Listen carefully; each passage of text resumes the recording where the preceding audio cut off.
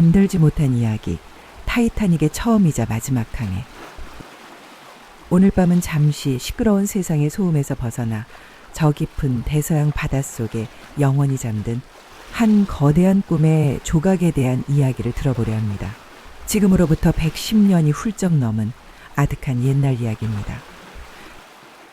1912년, 그때 사람들은 무한한 가능성을 믿었습니다.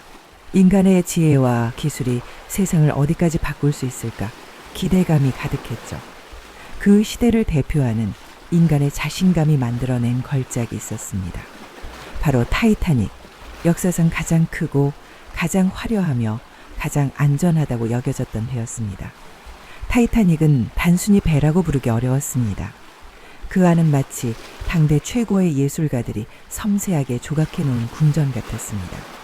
반짝이는 샹들리에 아래 펼쳐진 무도회장, 최고급 실크와 벨벳으로 꾸며진 라운지, 온수 수영장과 터키식 목욕탕까지 모든 것이 완벽했고 모든 것이 최고였습니다. 사람들은 이 배가 절대 가라앉을 리 없다고 굳게 믿으며 타이타닉을 절대 가라앉지 않는 배, 불침함이라고 불렀습니다.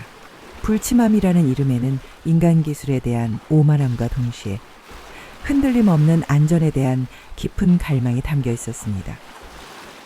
1912년 4월 10일, 봄 햇살이 부서지던 그날, 타이타닉은 수많은 사람들의 환호와 설렘 속에 영국 사우샘프턴 항을 떠났습니다. 그 배에는 2224명의 사람들이 타고 있었습니다. 각자 다른 삶을 살았고 다른 꿈을 꾸고 있었지만 그 순간만큼은 모두 같은 곳을 향하고 있었습니다.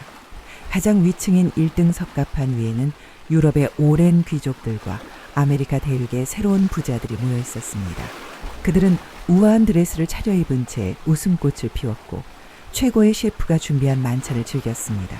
당시 탑승자 중에는 유명 인사들도 많이 타고 있었는데 존 제이콥 에스터 4세는 당시 세계에서 손꼽히는 대부호였습니다.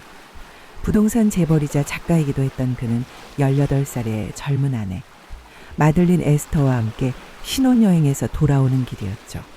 47세였던 그는 젊고 아름다운 아내와 함께 새로운 삶을 기대하고 있었습니다. 또한 미국의 유명 백화점 메이시스의 공동 소유주인 이시도르 스트라우스 부부도 있었습니다. 60대였던 이 부부는 오랜 결혼 생활 동안 서로를 깊이 사랑하며 언제나 함께였습니다. 그들은 이 항해가 편안하고 즐거운 여행이 될 것이라 믿었습니다. 그들에게 타이타닉은 단순한 여행이 아니라 자신들의 성공과 행복을 만끽하는 꿈 같은 시간이었습니다. 2등석 승객들은 1등석의 화려함과는 조금 거리가 있었지만 그래도 당시 다른 어떤 배보다도 좋은 시설을 누렸습니다. 학교 선생님, 사업가, 기술자 등 다양한 직업을 가진 이들이었죠. 그들 역시 새로운 기회를 찾아 혹은 사랑하는 이들을 만나기 위해 설레는 마음으로 대서양을 건너고 있었습니다. 이 중에는 미국으로 건너가 새로운 삶을 시작하려는 젊은 부부나 가족들도 있었습니다. 그리고 배의 가장 아래층 3등석에는 수많은 이민자들이 희망을 싣고 있었습니다.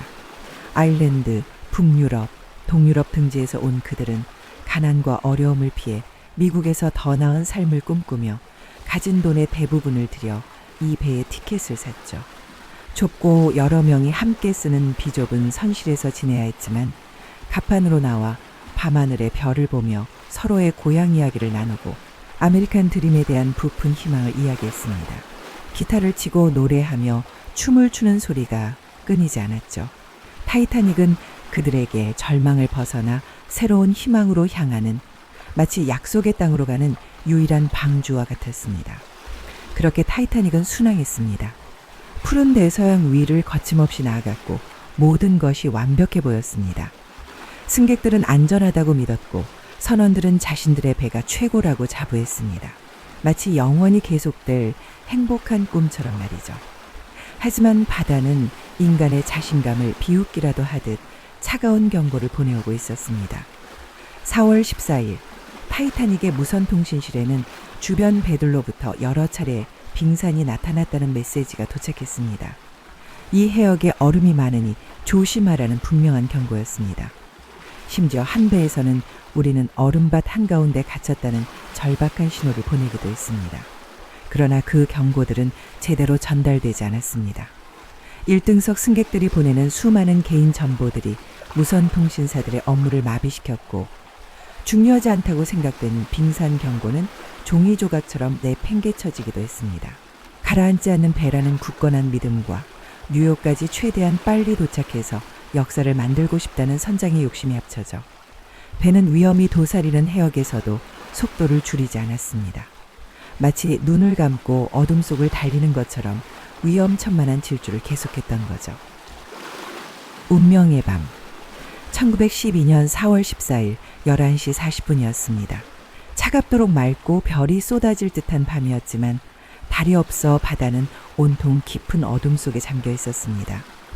배의 가장 높은 곳, 까마귀 둥지라 불리던 감시탑에서 밤새도록 눈을 밝히던 견시병들은 그 어둠 속에서 다가오는 위험을 놓치지 않으려 필사적으로 애썼습니다. 하지만 어두운 바다는 다가오는 거대한 얼음 덩어리를 삼켰고, 그들 코앞에 얼음 덩어리가 나타나기 전까지 그들은 보지 못했습니다. 그리고 마침내 빙산을 발견한 견시병들은 빙산이 나타났다며 소리를 쳤습니다. 견시병들의 비명 같은 외침이 밤의 정적을 갈랐습니다.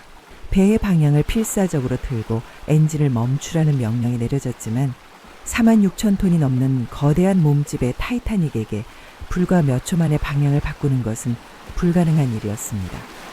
마치 거대한 산이 갑자기 멈추거나 방향을 바꾸는 것처럼 말이죠. 섬뜩한 소리와 함께 빙산이 배의 옆구리를 찍고 지나갔습니다. 끽끽 거리는 쇠 긁는 소리가 길게 이어졌죠. 마치 거대한 손톱으로 배의 옆구리를 핥히는 듯 했습니다. 충돌의 충격은 배 전체에 전해졌지만 많은 승객들은 이게 얼마나 심각한 일인지 알지 못했습니다. 1등석 식당에서는 접시가 몇 개 떨어지는 소리만 들렸을 뿐 사람들은 대수롭지 않게 생각했습니다. 어떤 사람들은 호기심에 갑판에 떨어진 얼음 조각을 발로 차거나 만져보며 웃기도 했습니다. 자신들이 가라앉지 않는 배에 타고 있다는 믿음이 너무 강했으니까요. 하지만 배의 아랫부분에서는 차가운 바닷물이 무서운 속도로 밀려 들어오고 있었습니다. 빙산과의 충돌로 배의 가장 중요한 방수 구획 7개 중 무려 6개가 길게 찢어졌고, 차갑고 어두운 바닷물이 마치 폭포수처럼 배 안으로 쏟아져 들어오기 시작했습니다. 배의 설계상으로는 4개의 구획에 물이 차도 버틸 수 있게 되어 있었지만 그보다 많은 6개가 동시에 손상된 것은 누구도 예상 못한 최악의 재앙이었습니다. 불침함이라는 이름이 무색하게 타이타닉은 차갑고 어두운 심연 속으로 가라앉기 시작한 것입니다. 충돌 후 불과 15분에서 20분 만에 타이타닉의 선원들은 깨달았습니다. 타이타닉이 가라앉고 있다는 비극적인 사실을 말이죠. 절망적인 사실과 함께 더 끔찍한 문제가 드러났습니다. 배에 탄 2,200여 명 모두를 태울 수 있는 구명보트가 턱없이 부족했던 것입니다. 탑승객의 절반 수준인 1,200명 정도가 탈 수 있는 보트만 준비되어 있었습니다. 당시 해상 안전 규정이 너무나 허술했기 때문이었습니다. 긴급 상황이 선포되고 구명보트를 내리기 시작하자 평화롭던 배는 순식간에 아비규환으로 변했습니다. 여자와 아이들 먼저라는 외침이 울려 퍼졌지만 공포에 질린 사람들은 서로를 밀치고 넘어지며 살기 위해 발버둥쳤습니다. 어둠과 추위 그리고 다가오는 죽음에 대한 극심한 공포는 사람들의 이성을 마비시켰습니다. 정원을 다 채우지 못한 채 텅 빈 자리를 남기고 내려진 구명보트도 많았습니다. 한 명이라도 더 살릴 수 있었을 텐데 안타까움과 원망이 뒤섞이는 순간들이었습니다. 특히 3등석 승객들은 복잡한 배 구조 때문에 갑판으로 나오는 것조차 쉽지 않았고 구명보트에서 배제되는 경우가 많아 희생이 컸습니다. 살기 위한 처절한 몸부림 속에서도 슬픔과 감동을 자아내는 순간들이 있었습니다. 아까 말씀드렸던 미국 메이시스 백화점의 소유주였던 스트라우스 부인은 1등석 승객이면서 여성이기에 구명보트에 우선 탑승하기를 권유받았지만 내가 평생을 함께한 남편을 두고 혼자 갈 수는 없다며 거부했고, 남편 이시도르 역시 우리는 평생을 함께 해왔으니 마지막도 함께 할 것이오라며 배에 남아 아내와 함께 운명을 맞았습니다. 60대의 노부부가 보여준 마지막 순간의 사랑은 많은 사람들의 가슴을 울렸고, 이 사연은 영화 타이타닉에서도 연출되었습니다. 또 다른 부호였던 미국의 광산왕 벤자민 구겐하임은 자신의 수행원에게 나는 신사답게 죽음을 맞을 준비를 하겠다며 가장 좋은 옷으로 갈아입고 만약 당신이 살아남는다면 자신의 아내에게 나는 끝까지 신사답게 의무를 다했다고 전해달라는 마지막 말을 남기고 연미복 차림으로 갑판에 남아 의연하게 죽음을 맞았다고 합니다. 세계 최고의 부자였던 존 제이콥 에스터 4세 역시 임신한 아내를 구명보트에 태운 후 자신은 자리를 양보하고 배에 남아 끝까지 신사적인 모습을 지켰습니다. 배 안에서는 또 어떠했을까요? 배의 8인조 음악가들은 마지막 순간까지 배가 기울어지는 갑판 위에서 악기를 연주하며 공포에 질린 사람들을 진정시키려 노력했습니다. 그들이 가까이 하게 하소서라는 찬송가를 연주하며 최후를 맞았다는 이야기는 너무나도 유명합니다. 이들의 연주는 죽음의 공포 속에서도 인간이 보여줄 수 있는 마지막 존엄과 위로를 상징하는 듯하여 많은 사람들의 가슴을 울렸습니다. 타이타닉은 이제 더 이상 버틸 수 없었습니다. 앞부분이 완전히 물속으로 잠기고 선미 부분이 하늘 높이 솟아오르면서 거대한 선체가 끔찍한 소리를 내며 두동강이 났습니다. 강철이 비명을 지르는 듯한 소리는 듣는 이의 심장을 먹게 할 만큼 처절했습니다. 배의 모든 불빛이 마지막으로 한 번 깜빡이다 마침내 완전히 꺼졌을 때 세상은 깊은 어둠과 처절한 비명 소리 속에 잠겼습니다. 1912년 4월 15일 새벽 2시 20분 타이타닉은 차가운 북대서양 심연 속으로 완전히 사라졌습니다. 하지만 비극은 여기서 끝나지 않았습니다. 구명조끼의 의지에 물에 뛰어들거나 배에서 튕겨져 나간 수백 명의 사람들은 영하 2도에 달하는 얼음장 같은 바다 위에서 필사적으로 살려달라고 소리쳤습니다. 인간이 이런 극한의 추위에서 버틸 수 있는 시간은 채 20분도 되지 않는다고 합니다. 저체온증이 순식간에 그들의 몸을 덮쳤습니다. 구명보트에 타고 살아남은 사람들은 물에 빠진 이들의 비명 소리를 들었지만 두려움에 떨며 쉽게 다가가지 못했습니다. 보트에 더 많은 사람을 태웠다가 보트가 뒤집힐지도 모른다는 공포가 그들을 멈추게 했습니다. 살기 위한 본능적인 선택이었을 수도 있지만 그 밤의 침묵은 살아남은 자들에게 평생 잊을 수 없는 죄책감으로 남았습니다. 결국 그 비명 소리는 서서히 잦아들다가 마침내 완전한 침묵만이 차가운 바다 위에 남았습니다. 사고 해역에서 수백 킬로미터 떨어져 있던 카르파티아호가 타이타닉의 조난 신호를 포착하고 즉시 달려왔습니다. 그들은 밤새도록 무선 통신을 통해 상황을 확인했고 위험을 무릅쓰고 최대 속력으로 항해했습니다. 새벽동이 틀 무렵 카르파티아호가 도착했을 때 그들이 본 광경은 참혹했습니다. 끝없이 펼쳐진 바다 위에는 부서진 배의 잔해와 차갑게 얼어붙은 시신들, 그리고 겨우 몇 척의 구명보트만이 떠 있었습니다. 카르파티아호는 추위와 충격에 지친 706명의 생존자들을 구조했습니다. 배에 탔던 2224명 중 무려 1518명은 차가운 대서양 속에서 영원히 눈을 감았습니다. 살아남은 사람들은 안도감과 동시에 깊은 슬픔과 죄책감에 시달려야 했습니다. 타이타닉 침몰 사고는 전 세계를 엄청난 충격과 슬픔에 빠뜨렸습니다. 불침함이라는 오만함이 얼마나 허무하게 무너질 수 있는지, 자연의 힘 앞에 인간이 얼마나 나약한 존재인지를 깨닫게 했습니다. 특히 사회계층에 따라 생존율이 극명하게 갈렸다는 사실은 당시 사회의 불평등을 여실히 보여주는 슬픈 단면이었습니다. 이 비극적인 사고를 계기로 그제야 해상 안전에 대한 국제적인 규정들이 대폭 강화되었습니다. 가장 중요하게는 모든 여객선은 이제 탑승 인원 전원이 탈 수 있는 충분한 수의 구명보트를 의무적으로 갖추게 되었습니다.